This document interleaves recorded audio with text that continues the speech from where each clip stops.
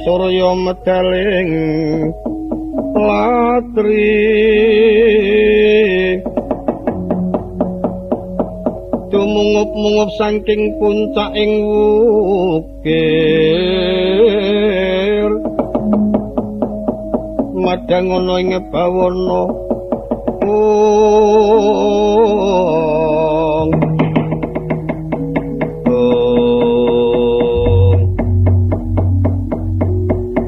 Adi Bathara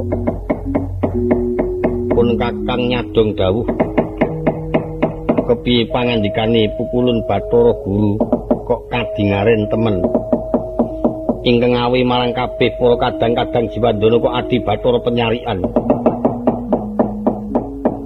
ungilaing Adi Bathara pun kakang nyadong dawuh kepiye ngendikane Pukulun Bathara Guru ungilaing kok dadi Adi penyarian sing awi marang pun kakang sakadang iki Wanrada ora menyang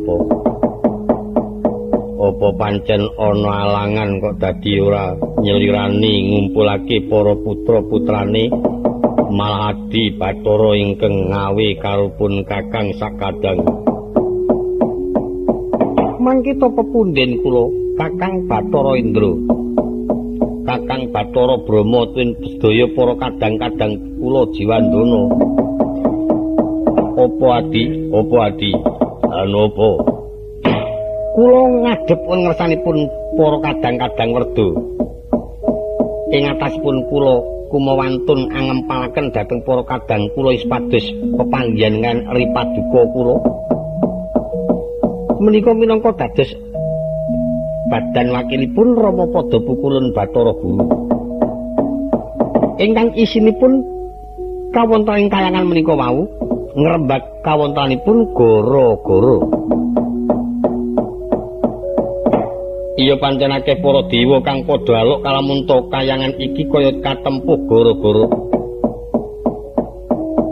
aja maneh pengaribawane perbawane memanone wae bisa beneh kelawan ingkang wis-wis.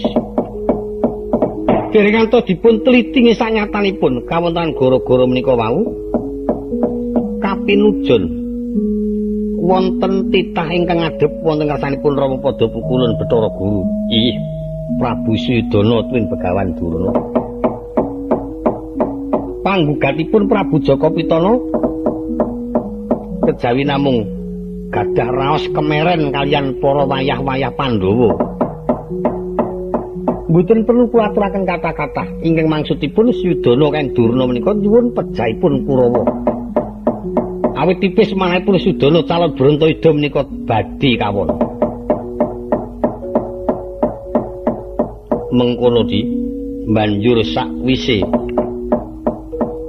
mboten nginten menawi Pendhita Durna ngetingalaken awonipun para wayah-wayah Pandhawa ingkang kata-kata satemah Pukulun Bathara Guru duka yayasinipi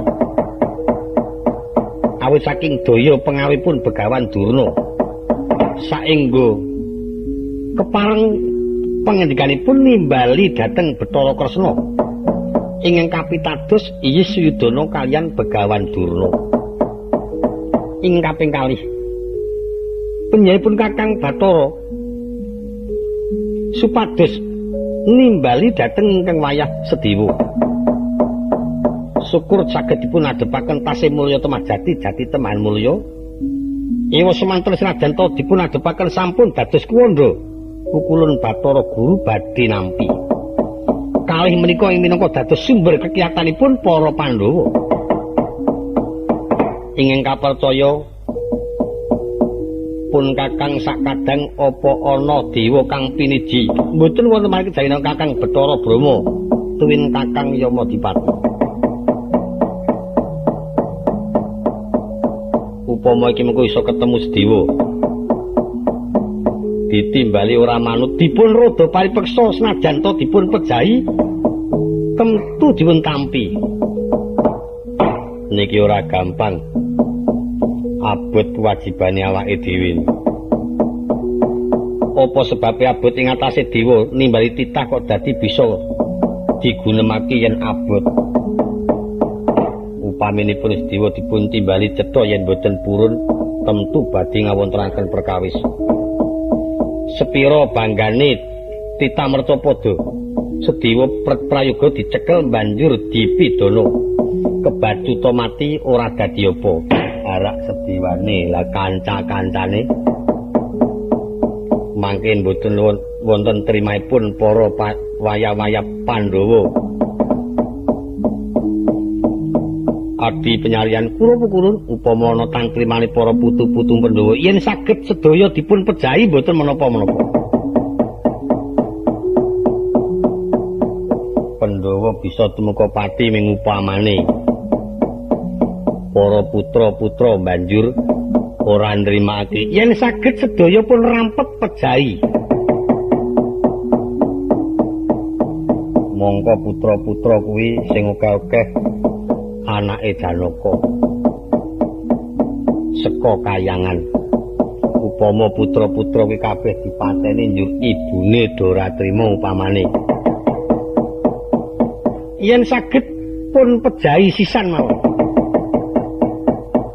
Mongko ibune para putra Pandhawa kuwi anak dewa.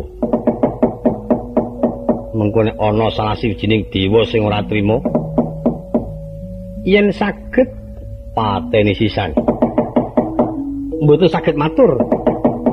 Menika dados kewajibanipun Sanghyang Permati Bathara Guru. Nek pancen kudu dipateni sisan tak nyicil mateni dewa-dewa sithik.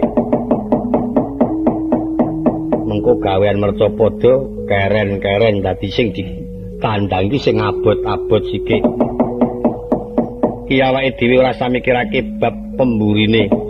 Sing pokok Sedewa kudu bisa disuwanake syukur aja nganti kedengangan dening para Pandhawa. Becik kaya mengkono Adi Yamadipati.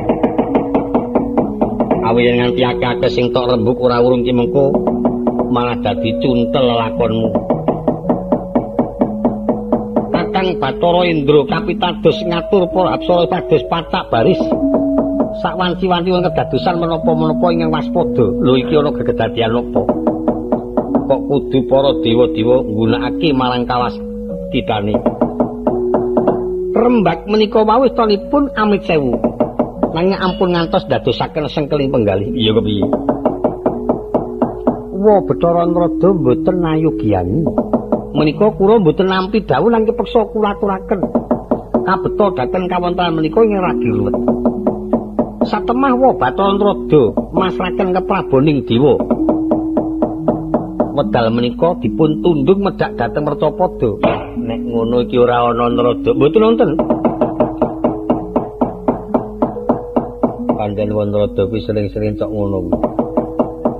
Angger muni mutung mesti sing dipengke iki yo bali ngono. Wis tau ana pedoman kagol titik bali duweni uni ngene. Engko rasah lunga nek ora dampir karo Yamadipati. Ngono kuwi. Tiying atem menika kula aturi menggalih. Menika wonten rada pancen nuju mutung sawet. Yen ning kemutungane wonten rada menawa ora dadi apa. Nanging lek komplang ora ana patihe kuwi ya kudune dadak golek pati mongko golek patih sing persis wonten rada. Terajange ora ana. Mboten wonten. Ya terajange ya cerobone. Yen ngono aku tak njaluk pamit mangkat dina iki ngatos-atos kira-kira. Mangsa bodho kahanan kayangan Suralaya kula sumanggaken ngesanipun Kakang Bathara Indra cukup aku dhewe sing ngembas kayangan Suralaya.